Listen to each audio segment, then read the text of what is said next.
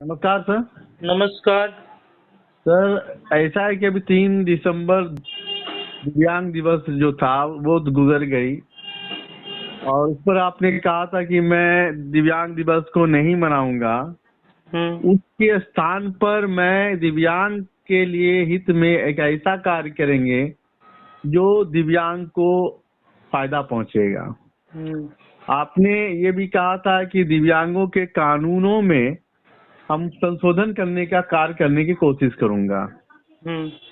तो आप ऐसा कहा था कि कुछ ऐसा कार्य करेंगे जो दिव्यांग को बहुत ही फायदा पहुंचेगा।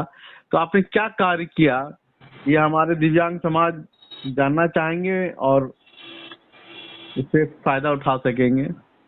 मैं आपको जवाब देने में बहुत ही हर्ष महसूस कर रहा हूं कि हमने जो कहा था उसके वक्तव्य पर खड़ा उतरा। ये बात स्पष्ट है और पारदर्शी रूप से दिखता है कि हमारी योजना परियोजना में बिचौलियों की अधिकता होती है। बिचौलिए कौन? जो दिव्यांग नहीं है, सकलांग है, लेकिन दिव्यांग का कार्य कर रहे हैं और उसके पैसे से 6 महीना, साल भर, 1.5 साल, 2 साल विदेश का सफर कर रहे हैं और दिव्यांग जो है वह जमीन पर ही रेंग रहे हैं, 400 रुपया लेने के लिए मजबूर है। ऐसा कुछ हो जिससे कि समाज में कुछ परिवर्तन आ सके, कुछ अज्ञानता मिट सके।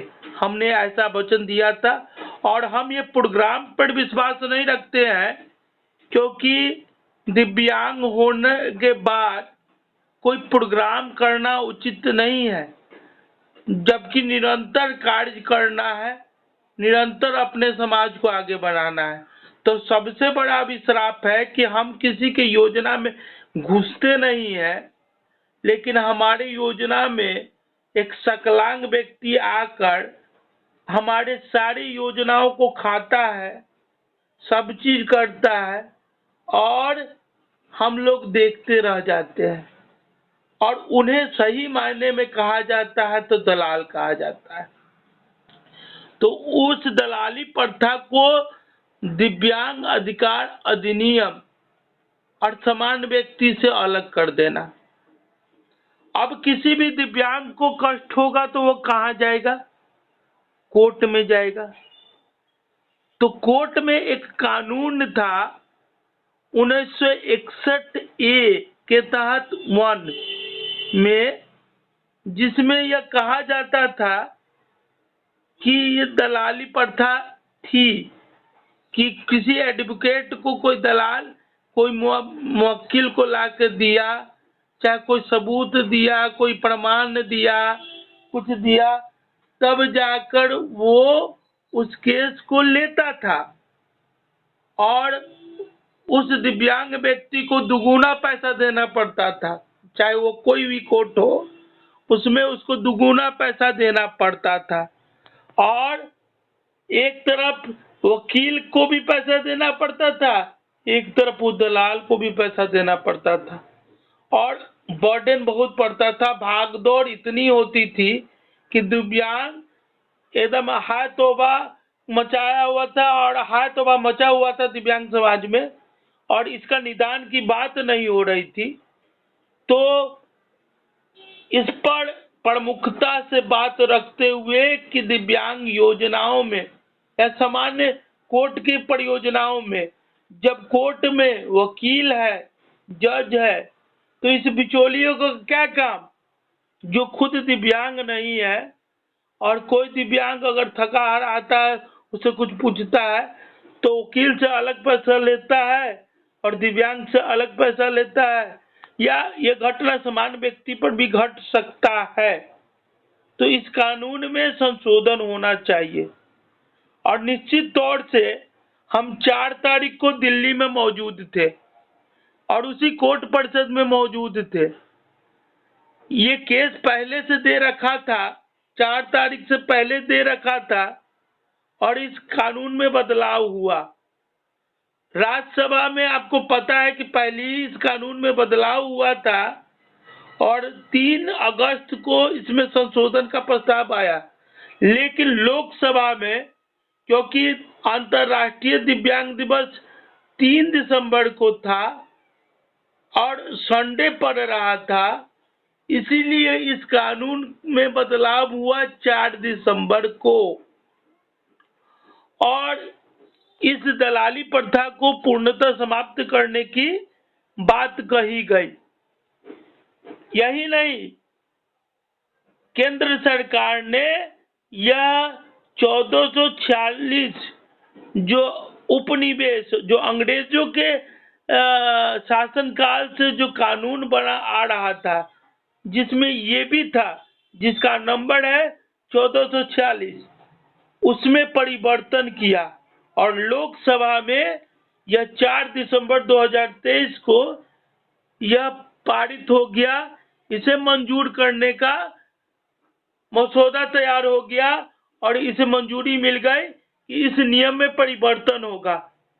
तो इस नियम में अगर परिवर्तन होगा तो कितना बड़ा परिवर्तन होगा, यह आपको सोचने की बात, और आप सोच सकते हैं कि इससे समाज को कितना रिबेट मिलेगा।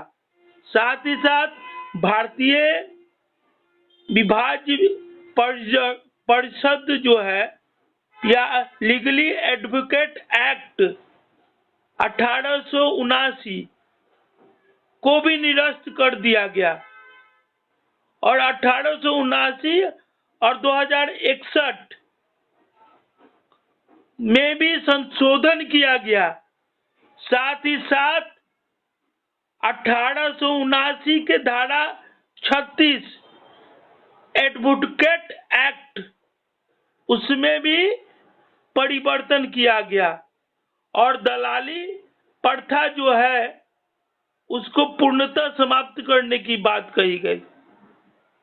हम कोटि कोटि धन्यवाद ज्ञापन करते हैं राज्य के कानून मंत्री को, केंद्रीय कानून मंत्री को, जिन्होंने भी इस विधेयक पर अपना ध्यान आकर्षण किया और इसको मंजूरी प्रदान करने में अपनी अहम योगदान निभाया। वही 1961 अधिनियम धारा 45 A1 के तहत इसमें अब संशोधन हो चुका है। तो जो व्यक्ति दिव्यांग कोर्ट में जाते थे और दिव्यांग कोर्ट में जाने के बाद उनको मंजूरी नहीं मिलता था, यह कहा जाता था कि न्याय प्रणाली हमको दंड देने का प्रावधान नहीं है, और जो दलाली प्रथा चलाई जाती थी उन सारे दलाली प्रथाओं को अब न्यायालय में आप जाइएगा तो किसी के दलाल के चक्कर में नहीं पड़ना पड़ेगा, दोहरा पैसा नहीं देना पड़ेगा, जो आपको मिलने वाला है वो आपको मिलेगा। और वहीं हम ये गिनाना भी चाहेंगे कि ये नरेंद्र मोदी सरकार की एक उपलब्धि है कि ये जो संशोधन हुआ है, ये कानून 49 साल में कांग्रेस सरकार में 10 कानून का संशोधन हुआ, जबकि नरेंद्र मोदी के सरकार में सही मायने में दिव्यांगों और समान व्यक्ति के लिए अर्जुन राम जी के द्वारा, जो केंद्रीय मंत्री हैं, उनके द्वारा जो ये संशोधन हुआ है वो ऐतिहासिक है।